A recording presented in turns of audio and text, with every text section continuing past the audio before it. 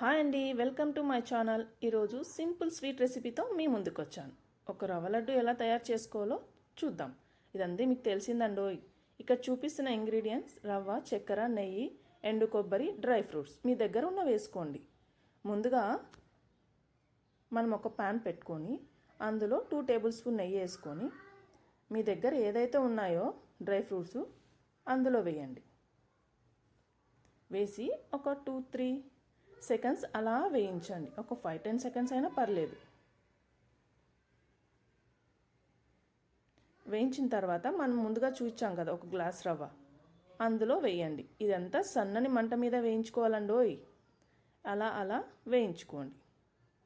వేయించుకున్న తర్వాత మనం ముందుగా చూపించాం కదండి, చక్కెర ఒక గ్లాసు, మిక్సీ కప్లో ఒక గ్లాసు, 2 ఇలాచి వేసి గ్రైండ్ చేసుకోండి. మనం ముందుగా తురుము పెట్టుకున్న ఎండు కొబ్బరి అందులో వేసి వేయించాలి. రవ్వ ఎండు కొబ్బరి వేయించినప్పుడు మంచి స్మెల్ వస్తుంది. ఆ స్మెల్ చాలా బాగుంటుందండోయ్. మనం ముందుగా గ్రైండ్ చేసుకున్నామే ఆ చక్కెర పౌడర్ని అందులో వేసి ఒక 10 సెకండ్స్ అలా వేస్తే సరిపోతుంది.